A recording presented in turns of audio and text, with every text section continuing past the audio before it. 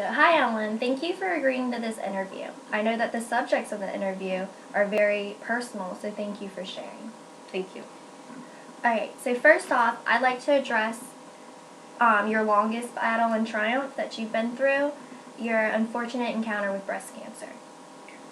When you were first diagnosed with this disease, what year was it? I found out in November of 2008, shortly after my mom had passed away. So is that why you went to get tested? Yes. I found shortly after my mom passed away, I had found a lump in my right breast, and it started to concern me because it was hurting.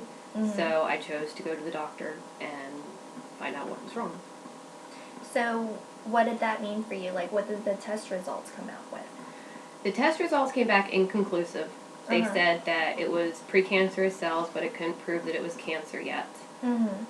They said that I could have a double mastectomy because the chances of it becoming cancer was great. So I went ahead and took the extra steps. I had the double mastectomy followed with reconstructive surgery. We didn't find out until after the surgery that it was actually breast cancer.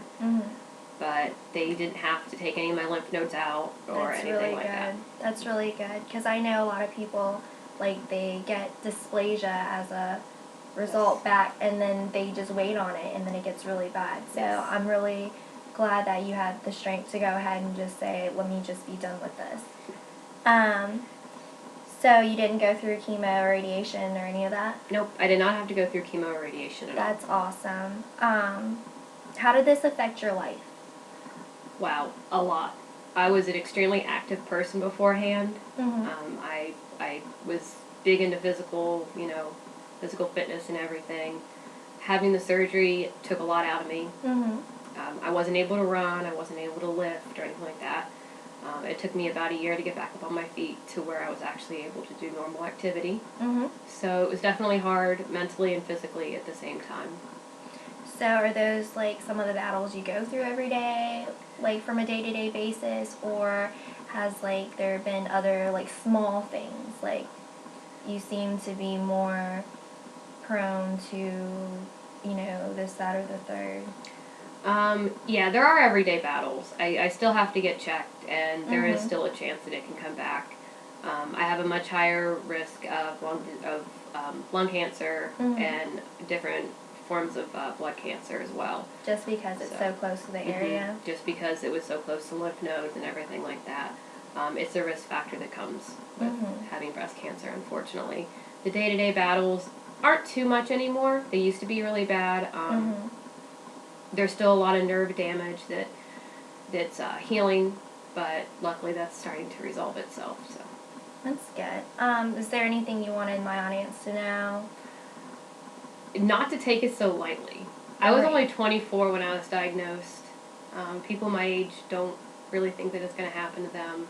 The few people, that I have known that has gotten breast cancer have had lumpectomies and have really regretted it. Right. It's just better to get rid of them. There's no reason to have, your breast. There's alternatives to it. Right, you can definitely. have your surgery and return to as close to what you were before. Yeah. But after going through such a traumatic experience, how did the news of being positive, I guess, for lupus affect you? When the ANA test came back, it's an antibody test that they run. When it came back positive, I was shocked. I went in because I had dry eyes. Wow. And they connected dry eyes and my fatigue that I had had for years, they connected them together and thought that it might be that, so they tested it. So it came as a little bit of a surprise. Right. Can we get the name of this doctor? I know. He's actually a military doctor, which really surprised me. That's really good to see that, there's actual real doctors in the military. Yes, he's amazing. When I found out the diagnosis, I wasn't aware that I had a family history of lupus in my family. I found out fairly soon after that we had a few people in my family that had lupus. So it kind of made me feel a little bit better because they were fine. And it's been a struggle since because I can't get medicated yet. Right. But I'm hoping that when I can get medicated, I'll be back to normal. I'm hoping so too, so we can go out for drinks and stuff again. I know. So, for people who are not familiar with this disease, could you like sum it up? Like, what are the symptoms? What are like the basics of the disease and everything? Lupus there's several kinds of lupus. I obviously don't have the, I guess, okay, I'll explain it. There's the kind of lupus that'll attack your skin, and that'll leave rashes and stuff like that on your face. I don't have that. There's neonatal lupus, which obviously don't have that because I'm not a baby. Right. And there's drug-induced lupus, which I obviously don't have. Because you're not a drug addict. Exactly. The most common form of lupus is what I have, which I forget what the really long name for it is. That's it's fine. symptomatic something. And basically what it does is your immune system is attacking your nerve endings, your blood, your soft tissue, your joints. It makes you very tired because your immune system is always in overdrive, so you get tired constantly. It does cause blood disorders. I have a factor V clotting disorder, which means that I clot very quickly. Oh, wow. So it's like the opposite of being, what is it called? It's the opposite of anemic. Anemic, that's what it is. I clot extremely quickly, so I have to be careful with stuff like that. But mainly the symptoms for me is extreme fatigue. I get very tired very quickly. So when you're having an episode, other than being extremely tired, what are like some of the other symptoms and side effects that are happening? I have troubles breathing. I was a long-term smoker, and I had to stop, not only because my doctor wanted me to, but because I physically could not go up a flight of stairs without, feeling like I was going to pass out. I still have a lot of breathing issues. That's one of the big complaints for me is my breathing issues. And being sick to your stomach. It's kind of like you have, if anybody has had mono, it's kind of like that. That's horrible. Are you getting winded now, or does talking help with your like breath control and breathing and stuff, or does that have nothing to do with it? No, I'm getting winded now. Aw.